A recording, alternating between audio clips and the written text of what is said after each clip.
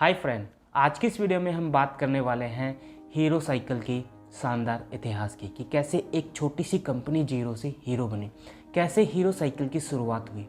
तो आज की इस वीडियो में हम इसी के बारे में बात करने वाले हैं, शुरू से लेके आखिर तक। तो इस वीडियो को पूरा देखें। दोस्तों, कंपनी की शुरुआत होती है 1956 में।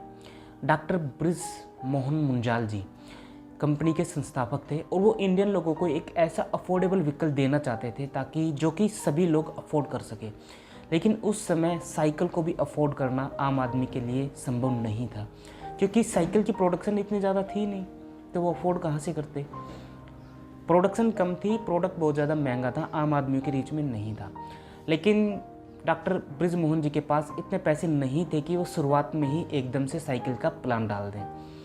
तो उन्होंने क्या किया कि शुरुआती दौर में साइकिल के स्पेयर पार्ट्स बनाने का काम शुरू किया पंजाब के लुधियाना में ही। और जैसे जैसे इनका बिजनेस ग्रो होता गया, उनके पास पैसे आते गए, तो उन्होंने पंजाब के लुधियाना में ही अपनी साइकिल का पहला प्लांट डाला।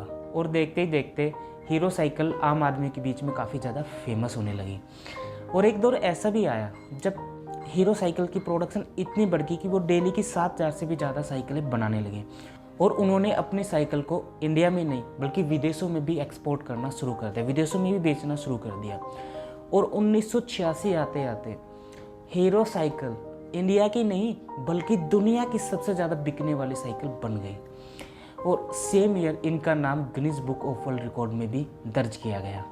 लेकिन डॉक्टर ब्रिज मोहन मुंजाल जी ने ऑब्जर्व किया कि यूरोपियन कंट्रीज़ में साइकिल की बजाय टू व्हीलर काफ़ी ज़्यादा बहुत तेज़ी से फेमस हो रहा था उन लोगों के बीच में। लेकिन इंडिया में क्या था, इंडिया में मोटरसाइकिल के नाम पे राजदूत और बुलेट थी और एक स्कूटर होता था बजाज का, बस यही था। और कुछ लोग मोपेड यूज़ करते थे, तो बाइक का जो गैप था वो बिल्कुल खाली पड़ा था। तो इन्होंने बाइक इस सेगमेंट में अपने बाइक उतारने का फैसला किया। लेकिन दिक्कत क्या थी, दिक्कत ये थी कि बॉडी तो बना सकते थे क्योंकि इनके पास एक्सपीरियंस था साइकिल बनाने का।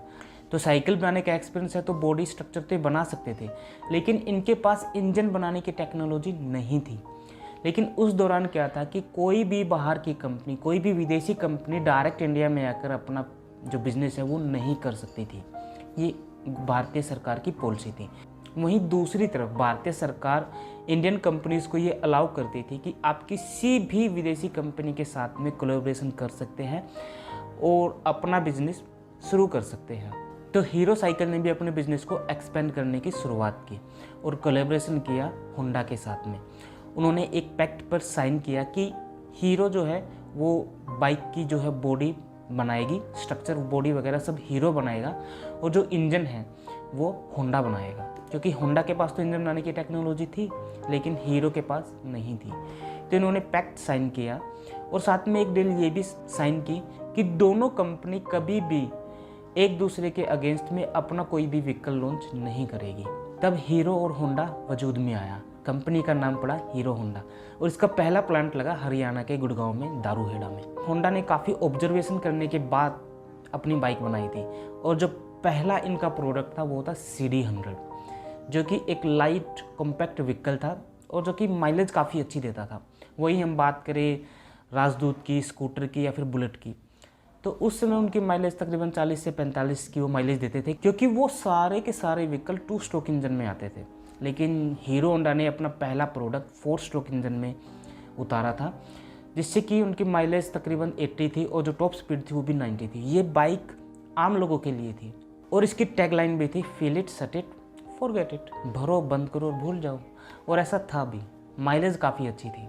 वहीं अगर हम राजदूत की ही बात करें तो उसमें क्या दिक्कत थी कि उसमें एक एक्स्ट्रा ऑयल जो है वो ऐड करना पड़ता था और साथ में उसको स्टार्ट करने में भी काफ़ी प्रॉब्लम थी। पुरानी बाइकें अगर आपने नहीं देखी होगी, और हो सकता है कि जो ये वीडियो देख रहे उन्होंने देखी भी होगी, कि राजदूत में क्या था कि प्रेशर बना के बाइक को स्टार्ट करना पड़ता था, एकदम से किक नहीं मार सकते थे क्योंकि उसमें जो बैक प्रेशर था वो बहुत ज़्यादा होता था। लेकिन होंडा के साथ में ऐसा नहीं था, आप डायरेक्टली एक किक में उसको स्टार्ट कर सकते थे और CD100 लोगों के बीच में फेमस होने लगी। फिर 1995 में हीरो होंडा ने अपना एक्स्ट्रा ऑर्डिनरी प्रोडक्ट लॉन्च किया जिसका नाम था स्प्लेंडर। स्प्लेंडर आते ही देश में इतनी ज़्यादा पॉपुलर हुई, इतनी ज़्यादा बिकने लगी कि सन 2000 में वर्ल्ड की सबसे ज़्यादा बिकने वाली बाइक का टैग स्प्लेंडर ने हासिल किया। 1999 में होंडा ने भी अपनी एक कंपनी अलग से सेटअप की जिसका नाम दिया होंडा मोटरसाइकिल।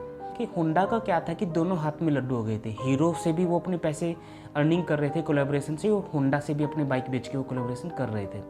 लेकिन इनकी डील क्या हुई थी, वो कभी भी अपने जो प्रोडक्ट है वो एक दूसरे के अगेंस्ट में मार्केट में नहीं लॉन्च करेंगे, और होंडा ने उसके अगेंस्ट में अपने प्रोडक्ट लॉन्च करना शुरू कर दिया। तो दोनों ही बाइकों के मैनेजमेंट के बीच में टकराव होने लगे, जो है वो कॉन्फ्लिक्ट होने स्टार्ट हो गए, और सन 2009 आते आते दोनों ही कंपनियों ने वॉकआउट करने का निर्णय लिया। क्योंकि क्या था कि हीरो होंडा कोलैबोरेशन में होंडा का स्टेक उस टाइम 26% था, और हीरो ने ही वो सारा का सारा स्टेक टेक ओवर कर लिया था। तब हीरो होंडा ने ये डिसाइड किया, हीरो कंपनी ने बेसिकली ये डिसाइड किया कि हम होंडा के नाम को 4 साल तक यूज करेंगे, बदले में होंडा की जो भी रॉयल्टी बनती है वो उसको पे कर देंगे। और हुआ भी ऐसा। तब तक हीरो ने इंजन बनाने की टेक्नोलॉजी भी ले ली थी।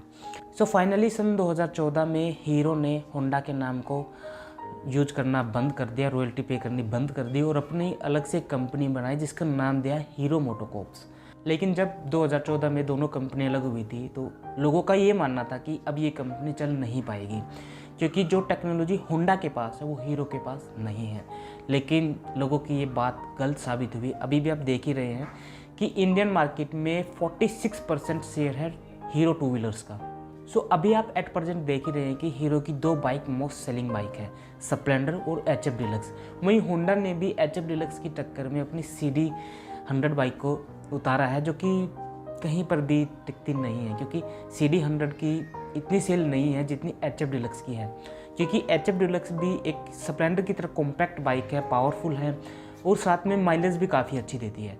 तो ये मेरा खुद का ऑब्जर्वेशन है, जो कि मैंने खुद भी ऑब्जर्व किया है अपने लोकेलिटी में, आसपास में, कि लोग स्प्लेंडर के साथ साथ अब HF डिलक्स को भी ज़्यादा से ज़्यादा परचेज कर रहे हैं, क्योंकि कॉम्पैक्ट है बाइक, कॉम्पैक्ट है, लाइट वेट है, और एक माइलेज अच्छी देती है। सो दोस्तों आज के इस वीडियो में इतना ही। उम्मीद करूँगा ये वीडियो आप लोगों को पसंद आई होगी। यदि दोस्तों वीडियो पसंद आई हो तो प्लीज़ वीडियो को लाइक करें, चैनल को सब्सक्राइब करें, और वीडियो को शेयर करना ना भूलें।